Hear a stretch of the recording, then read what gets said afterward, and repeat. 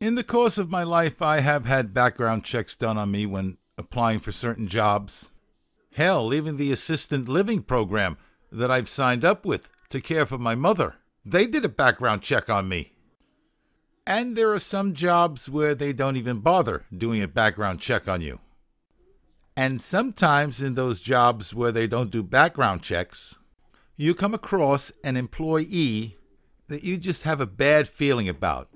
You know, something just isn't right with that person. You just can't put your finger on it. And you wish you had done a little more homework on that person. A little more research. A background check. It's like that on the internet as well.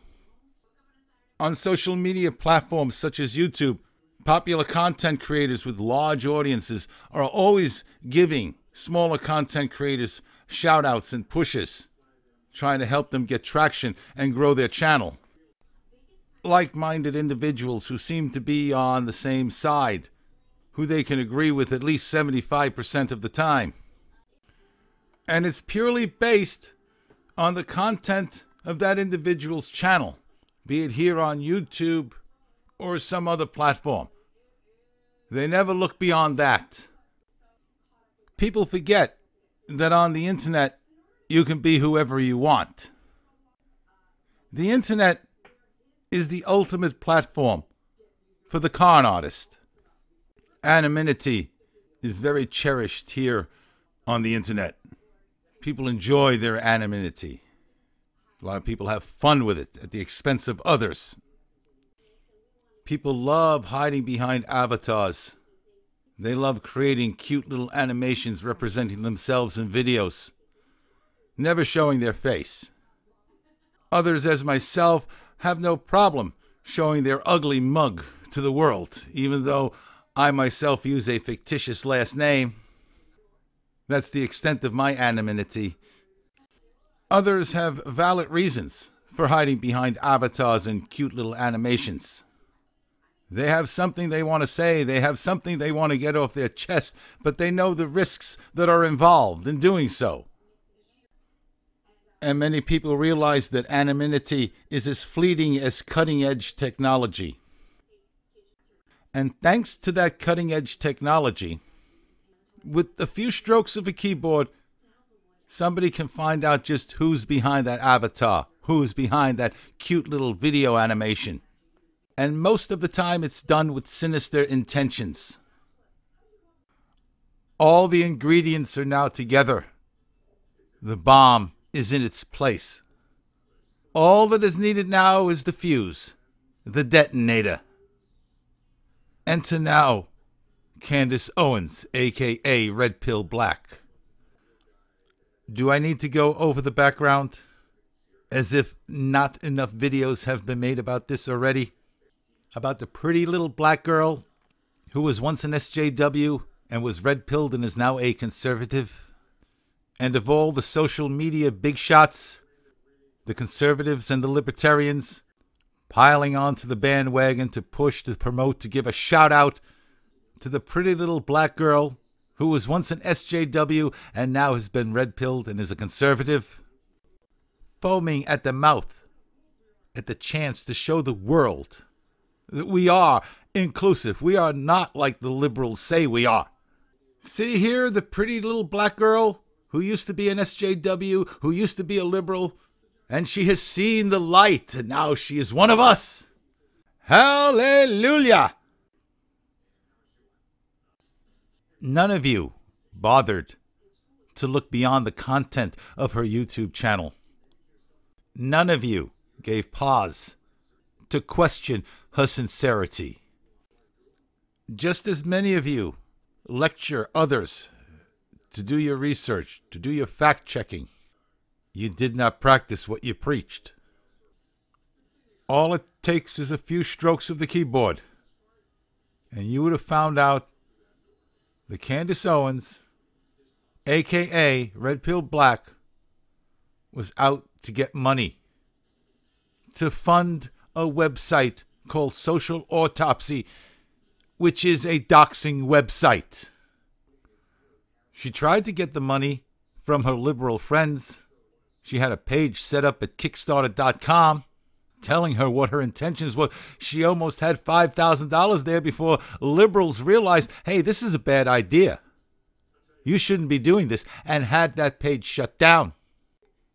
And all of this was done in plain sight. Didn't take much to look it up and find out what was going on. But you didn't do it. Instead, Candace Owens disappeared for a while and then reemerged, opening up a new YouTube channel with the username Red Pill Black. And had all of you convinced that she was on your side now. She had been red-pilled. She's a conservative. And thanks to all of you social media big shots who put her up on a pedestal, who promoted her, who shouted her out, her YouTube channel grew to almost 150,000 subscribers, and she was able to raise the money to get her doxing website up and running. Of course, not everybody was convinced of Candace Owens' sincerity. I myself heard the shout-outs. I went to her channel, listened to a couple of her videos, and I was not impressed. So I just moved on with my life. But others weren't convinced of her sincerity. Others had that bad feeling. There just wasn't something right about the pretty little black girl. But like me, they just moved along. They didn't think nothing of it.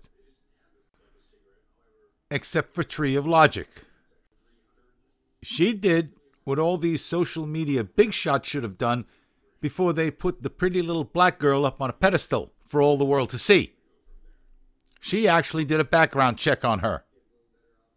And the pretty little black girl was with no clothes. She was exposed. And her website, Social Autopsy, the doxing site, was shut down. But not before she gathered information on thousands of people. What was the number, like 22,000? And nobody knows where that information is, who has that information. It could be in the dark web, could be in the hands of Antifa, could be in the hands of Black Lives Matter. Nobody knows. And all these social media big shots are preoccupied right now wiping all the egg off their faces.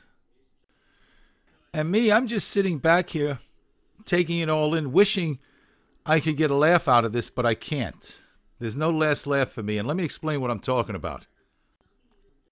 My original channel, Santora 1957, which is now a blank page, I was going to delete it, but then I was worried that it might affect my existing channel because, you know, with Google, everything's all connected. So I just emptied the content, and it's just a blank page now. But when I first started that channel, I used to send emails to content creators with large audience, you know, the social media big shots. And a lot of them never even replied to my email, much less give me a shout out. It never happened. But there were some who relished in sending me a negative reply. Are you kidding me? Not a chance. You must be joking. You're not worthy. Listen, don't call us, we'll call you, okay? Okay. I would have preferred that they just not reply to my email. But hey, you know, you pay your money, you take your chances. But yeah, it pissed me off. And it pisses me off even now because if it was a different scenario, you would be seeing a completely different video from me. One where I'm literally rolling on the floor laughing my ass off and making everybody else laugh.